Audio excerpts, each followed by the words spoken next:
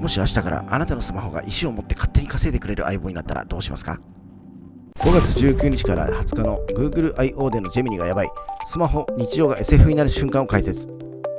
現実か妄想か、ありえない未来を科学で実現可能な話として解説するチャンネル。こんにちは、生き残りタイマンです。こんにちは、疑い担当疑いまなこです。いやー、まなこさん、ついにこの日が来ましたよ。今まさにリアルタイムで開催されている Google I/O 2026がとんでもない大爆発を起こしているんです。また生き残りタイマンの未来が来た病ですね。どうせちょっと賢くなった検索機能とかその程度でしょ。とんでもない。 YouTube のライブ視聴者数も過去最高レベルで急増中。今回のアップデートは私たちの楽な毎日に直結する次元の違うお話なんですよ。本当にそんなすごいのなら、私を納得させるだけのエビデンスを見せてください。望むところです。それではニュースへ。第1章、ジェミニ 3.5 フラッシュと新モデル連発の衝撃。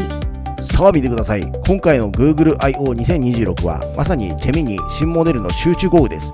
なんといっても目玉は発表と同時に今日から即座に利用可能になったジェミニ 3.5 フラッシュですよ。フラッシュ？それって今までのモデルと何が違うんですか？名前が強そうなだけじゃなくて？全然違います。表を見れば一目瞭然ですが、これまでの初期ジェミニやプロモデルは複雑なバグ修正なんかをじっくり考えるタイプで、応答も少し待つことがありました。それが今回のジェミニフラッシュは日常のタスクや大量の書類動画を爆速で仕分けることに特化し、応答速度も圧倒的に速くなっているんです。なるほど。これまではテキストや動画を個別に翻訳して理解していたのが、膨大なデータを高速で処理できるようになったわけですね。でもこれだけじゃ他社のスピード特化 AI と同じじゃないですか？甘いですよ、まなこさん。スピードだけじゃない、コストも信じられないほど安くなっているから、世界中のアプリにこれが一瞬で組み込まれるんです。実質全人類のデジタル環境のベースラインが跳ね上がったと言っても過言ではありません。コストが安くて早いのは分かりました。でも頭の回転が速いだけの AI なら驚くほどのことではない気がします。そこへ重ねて投入されたのが完全マルチモーダルの新星ジェミニオムニです。表の右側を見てください。動画、音声、文字を最初から一つとして処理するため、超高精度な動画生成や音声、映像のリアルタイムな融合が直感的なゼロタイムで可能になったんですよ。動画や音声をバラバラじゃなくて最初から同時に理解するんだ。だから人間の目、耳、声と完全に同期してカメラをかざすだけで SF みたいに現実世界をリアルタイムに教えてくれるわけですね。でも動画生成の精度が上がった割には、今回から出力される動画の透かし、ウォーターマークが妙に薄くなってませんか？他社はもともと透かしを入れていないところが多いのに、Google はまだ未練がましく残してるのが気になります。おっと、そこに気づいちゃいましたか。確かに他社はイケイケで透かしなしが多いですが、 Google は事情が違うんです。彼らには世界最大の動画プラットフォーム YouTube がありますからね。もし透かしを完全になくしたら AI 製の大量アップロード爆弾で YouTube のサーバーもエコシステムも破壊しかねない。要はビビってやめられないんですよ。なるほど。技術的には消せるけど、自社の YouTube を守るための防衛策として薄くするせこい抵抗が限界だったわけですね。ユーザーの利便性と自社のプラットフォームの保護で板挟みになってるということですね。まさにその通り。巨人ゆえの苦悩ってやつです。ですが Google が本気で他社を潰しにかかっているのはこの透かしの攻防だけじゃありません。この圧倒的な処理能力とリアルタイム性をベースにして、今回最も世界を震撼させているのが自律 AI スパークエージェントの登場なんです。エージェント？単なるチャットボットじゃなくて一体何をしてくれるんですか？第2章、ついに降臨、勝手に動くスパークエージェント。このスパークエージェントこそが AI をさらに身近に、そして自律型へと進化させる革新です。あなたが来週の出張の手配しといてと一言つぶやくだけで AI が勝手に動き出します。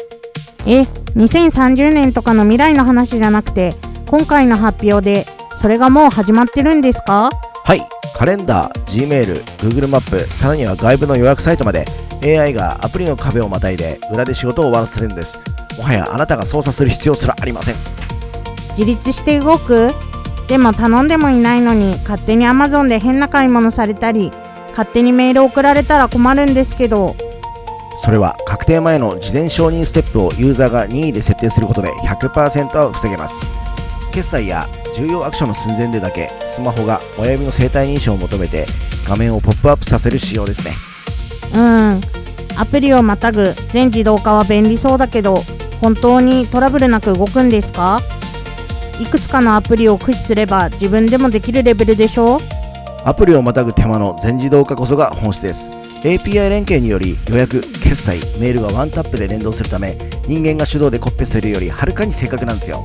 つまり面倒な手続きとかリサーチの時間を人間が丸ごとショートカットできるってことですか？その通り、これによって私たちの可処分時間が爆発的に増える。これこそが Google が今回発表で提示した AI がさらに身近になる世界の真実です。第3章大暴露、ジェミニのクソ仕様と Google の落とし前。はい、ストップ。生き残りタイマン、さっきから Google 大絶賛で気持ち悪いぐらい擁護してますけど、現実見ましょうよ。新モデル連発とか言いつつ、ジェミニが今でも嘘つきなのに勝手に動かれたらマジで怖くないですか？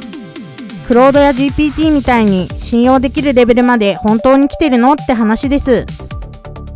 その通り、今のジェミニは知ったかぶりの嘘、ハルシネーションが本当にひどいクソ仕様です。この信頼性の低さを解決するために Google は今回トリプルチェックグランディングを導入しました。トリプルチェック？ 3 回確認するだけでその嘘つき病が治るんですか？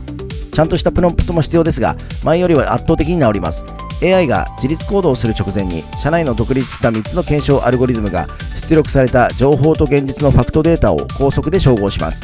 このプロセスによりクロードや GPT に劣っていた勝手な妄想で嘘をつく確率を数学的に 1% 未満に抑え込むことに成功したんです。確率 1% 未満なら確かに実用レベルかも。でも問題は嘘だけじゃないですよね。歴史の画像を作らせたら思想の偏り、いわゆるポリコレを意識しすぎて大炎上してましたよね。イーロン・マスク氏からも左翼すぎるって猛烈に叩かれて Google CEO のピチャイ氏との確執が泥沼化してるじゃないですか。あの左翼っぷりはどう落とし前つけるんですか？それも弁解の余地がない大失敗でした。過剰なリベラル思想の倫理フィルターが原因でしたね。今回のアップデートではプロンプトに政治的意図や多様性を自動で無理やり挿入する裏コードを完全に廃止しました。まあでも裏コード普通にやばいっすよね。裏コードを廃止？じゃあこれからはまともな画像や文章が出てくるんですか？はい、歴史的事実や客観的な生データをそのまま出力するニュートラルモードをデフォルトに設定し、イーロンからの批判に技術で 100% 回答した形です。そこまで降伏したんですね。でも Google 連携は強いけど、クロードのコーディング精度や慎重さに勝ててる？一般人のスマホでいつ本気出せるの？ってみんな疑ってますよ。純粋な倫理思考やコーディングでは今でもクロード 3.5 ソネットや最新 GPT に勝てていない部分があります。では一般人のスマホでいつ本気出せるのか。答えはこの Android 17が一般配布される今年の秋です。今年の秋？でも頭脳の賢さで他社に負けてるなら秋になっても勝負は見えてるんじゃないんですか？そこを Google は今回他社に頭脳で勝てない分、スマホの OS と内部パーツ NPU を自社で握っているという物理的な暴力で巻き返しました。他社の AI アプリはスマホの裏側で勝手に動けませんが、ジェミニは OS の根幹に組み込まれているため、処理速度とアプリ連携能力で他社を圧倒できるんです。なるほど。他社にボコボコにされた大失敗があるからこそ OS の支配権という力技で実用性を固めてこざるを得なかったんですね。その通りです。だからこそ Google は自律型 AI の内部処理速度を力技で全世代比 400% まで向上させました。4倍ですか？でもいくら処理が早くても中身が嘘つきのままだったら1回の指示で10個のタスクを同時に大失敗されるリスクもありますよね。そのリスクは先ほど言ったオンデバイスのファクトグラウンディングで 100% 解決されます。クラウドの怪しい噂ではなく、スマホの内部に保存されているあなた自身が確定した正しいデータだけを学習の根拠にするからです。自分のデータだけを根拠にするなら変なネットのデマに惑わされて勝手に行動することはないわけか。おっしゃる通り。クロードが頭のいい学者なら Google は世界中のスマホ OS を握る支配者。他社より先に現実のインフラを物理的に抑えました。第4章 Android 17とスマートグラスの未来融合。ではここからフラッシュやオムニがもたらす中期未来2035年以降の話をしましょう。今回の技術革新を詰め込むことでスマートグラスはついにオタクのガジェットを脱却します。 AR グラスですか。重たいし見た目もごついし普段使いなんて無理でしょ。誰がそんなの日常でかけるんですか？クアルコムと共同開発した次世代チップスナップドラゴン XR3 Gen 2により普通のメガネと同じ軽さになります。2027年までには重さはわずか 50g 以下の日常用スマートグラスが市場に投入される計画です。 50g？ それは普通のメガネと変わらないですね。でもそれをかけると何が変わるんですか？これをかけるだけで言葉の壁が消滅します。目の前の外国人が話す言葉が視界にリアルタイムで完璧な字幕として表示されるんですよ。リアルタイム翻訳は便利そうだけど、それならスマホの画面を見ればいいだけじゃないですか？わざわざ顔にかける必要あります？視線を落とす 0.5 秒のタイムラグをなくし、会話中の相手と目を合わせ続けるためにグラス型が必要なんです。さらにジェミニオムニの認知能力が融合し、対面している相手の表情の変化をミリ秒単位で分析します。相手の表情を分析？心理戦でも仕掛ける気ですか？今相手は価格に不満を持っています、この提案をしてくださいなど最適なアドバイスを視界にカンペとして出すんです。それってつまり絶対にビジネスで失敗しない究極のコミュニケーションカンペってことですか？それ、商談でも恋愛でも相手の心理に合わせた最適な一手を AI が教えてくれる恐ろしい未来だと思いませんか？恐ろしいっていうか、それも人間が喋ってるんじゃなくて AI に操られてるだけな気が。しかし技術の進化は止まりません。2050年以降のチート級の遠い未来には AI 技術が脳と意識の直接接続へとつながります。脳と直接接続？いよいよ SF が過ぎますよ。本当にそんなことが可能なんですか？人間が言葉を発しなくても思考しただけで AI が先回りして現実世界を操作するようになるんです。デバイスに指一本触れる必要すらなくなります。考えただけで？なんだか人間が AI のシステムの一部に組み込まれてるみたいで、やっぱり不気味ですよ。そう感じるのも無理はありません。しかしこの進化の裏には各企業が生き残りをかけた凄まじい泥仕合があるんです。確かにこうやって各社がプライドを捨ててバチバチに殴り合って競争してくれるのは消費者としては面白いですね。そうなんです。企業戦争のおこぼれで私たちはとんでもない未来のガジェットを安く手に入れられるようになるわけですからね。なるほど。だからこそこの激しい戦争から目が離せないというわけですか。そうなんですよ。この激しい競争があるからこそ世界のインフラが完全に AI 前提の正しい方向へ書き換わっていくんです。第5章、労働消滅、全人類 CEO 時代のサバイバル。少しすっきりしました。クソな現状を認めた上でのドロドロの企業戦争の話ならようやく現実味を持って聞けます。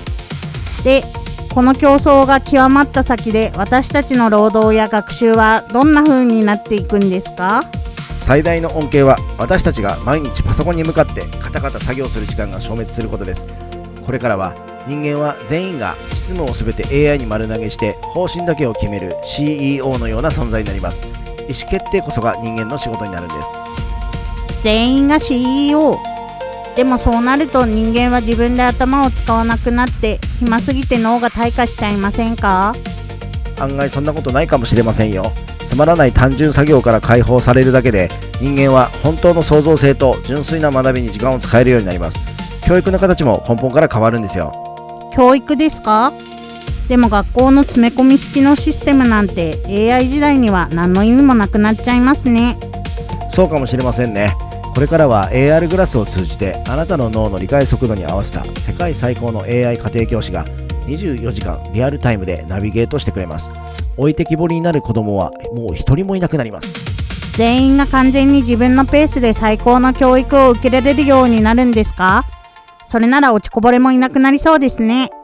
さらにお年寄りや体にハンディキャップがある方でも AI がそのハンディを完璧に埋めてくれます。激しいシェア争いの過程で年齢や環境による格差すらも AI がどんどんフラットにしていくんです。今のジェミニを見ているとまだ信じられないですけど、各社がプライドをかけて弱点を潰し合ってれば本当に格差のない世界が来るのも時間の問題かもしれませんね。それでこれこそが私が何が何でも生き残ってこの激動の未来を見届けたいと熱望する最大の理由なんですよ。第6章、スマホが勝手に稼ぐ未来の真実。ちょっと待ってください、生き残りタイマン。ここで最初の話に戻るんですけど、冒頭でスマホが勝手に稼いでくる相棒になるって言ってましたよね。全員が CEO になって作業時間が減るのは分かったんだけど、ぶっちゃけ今の Google の AI に勝手に稼いでこいって命令しても絶対に無理ですよね。はい、絶対に無理ですね。ズバリ言いますが、現時点のジェミニやスパークエージェントに株で儲けろとか勝手に副業して稼いなんて指示を出しても、ハルシネーションで大嘘をついて大赤字を出して終わるのがオチです。今の AI 単体では自発的にお金を生み出す能力なんて1ミリもありません。やっぱりそうじゃないですか。じゃあさっきの勝手に稼ぐ相棒っていうのは生き残りタイマンのただの大ボラだったんですか？今はまだそうかもしれないですね。ただ大真面目な現実的な将来予測です。今回の Google I/O2026 で OS の根幹にエージェントが組み込まれたことこそが将来的にスマホが勝手に稼ぐインフラになるんです。具体的には今後5年から10年でマルチエージェント経済圏が確実にやってきます。マルチエージェント経済圏？何ですかその難しそうな単語は。簡単に言うと、人間が知らない間に AI 同士が勝手に商売をして利益を分け合う世界です。例えばあなたのスマホの中にあるジェミニは、あなたが日常的に許可した匿名化された行動データや専門知識を固有の資産として持っています。他社の AI がそのデータや知識を貸してほしいとアクセスしてきたとき、あなたの AI が自動で価格交渉し、裏で1アクセス数セントというマイクロペイメント、つまり超少額の報酬を勝手に稼ぎ続けるようになるんです。人間がわざわざブログを書いたり動画を作ったりしなくても、自分のスマホの AI が他人の AI 相手に情報の小売りを勝手に24時間やり続けるってことですか？そういう感じ。さらにあなたがこの10万円を一番リスク低く運用しといてとスパークエージェントに投げれば、 AI が Web 上のあらゆる分散型金融のデータをミリ秒単位で監視し、人間には不可能な速度で安全に利益を最適化し続けます。今回の発表で決済の事前承認ステップが実装されたでしょ。あのインフラがあるからこそ、将来的にセキュリティを担保したまま AI に資産運用やデータビジネスを 100% 丸投げして勝手に稼がせることが技術的に現実味を帯びてきたわけです。なるほど。今の段階で明日すぐ稼げるっていうのは大嘘だけど、 Google がスマホ OS と決済インフラを完全に握ったことで、個人のスマホが勝手に利益を生む自動販売機に変わる未来へのカウントダウンはもう始まってるんですね。最終章、2026年後半のテック派遣と私たちの選択。いやー、今日の Google I/O2026 の発表からまさかそこまでドロドロでリアルな未来の経済構造まで話がつながるとは思いませんでした。でもぶっちゃけ一般人の私たちはこれから2026年の後半、どの AI を選んで生きていけば正解なんですか？非常に鋭い疑問です。結論から言うと、2020年代後半は頭脳のクロード GPT か生活インフラのジェミニかで完全に二極化します。文章作成やプログラミングをじっくりやりたい人は他社製品を使い、スマホと日常の全自動化、そして将来的な自動収入化の波に乗りたい人は今回のフラッシュ 3.5 やスパークエージェントを使い倒すのが正解になります。でもこれだけ各社が新モデルを連発して機能が増えすぎると、一般ユーザーとしては難しすぎて使いこなせないよって置いてきぼりになりそうな不安もあります。だからこその自律型 AI なんですよ。使いこなすためのプロンプト技術すら不要になって AI が勝手にあなたの好みを察知して寄り添ってくる。今回の Google の力技はまさにその誰でも使える短さを強引に奪いに取りに来た感じです。そういえばピチャイ CEO とイーロン・マスク氏の確執はどう影響しそうですか？イーロンは Google の変更思想をめちゃくちゃ嫌って自分の XAI でグロックを急進化させてますよね。そこが2026年後半最大のエンタメであり技術の起爆剤です。 Google が今回リベラル批判を恐れてニュートラルモードにひよった隙に、イーロンはさらに過激で本音を語るグロック3をテスラ社や X、旧 Twitter に完全融合させて仕掛けてくるはずです。この2人の泥仕合が激化するほど技術の進化スピードはさらに狂っていきます。なるほど。王者の Google が OS の暴力で守りに入ったからこそ、オープン AI やイーロンがそれを壊すために2026年後半さらにとんでもないカウンターパンチを放ってくるわけですね。そう、現実のインフラを握る Google を他社がどうひっくり返すか、私たちはその企業戦争の果実をただただ美味しくいただけばいいんです。現状のジェミニのクソな部分への不満から今後のテック界のドロドロの裏事情まで見えてきて、ようやくすっきり納得がいきました。視聴者の皆さん、今回発表されたジェミニの新人形やスマホが勝手に稼ぎ出す未来についてどう思いましたか？ぜひコメント欄でガチな意見を聞かせてください。さあ、新しい時代の幕開けです。 AI の嘘や企業の思惑に振り回されて終わるか、それともこの激動の時代の裏の裏まで見極めて最高の人生を手に入れるか、答えは一つですよね。絶対に生き残れ。皆さんはどう思いますか？この未来希望だと思いますか？それともまだ現実味はない？コメント欄でぜひ皆さんの考えを教えてください。内容が面白いと思ってくれた方は高評価、チャンネル登録してくれると嬉しいです。次回も一緒に未来を疑いながら楽しみましょう。それではまた次回の動画でお会いしましょう。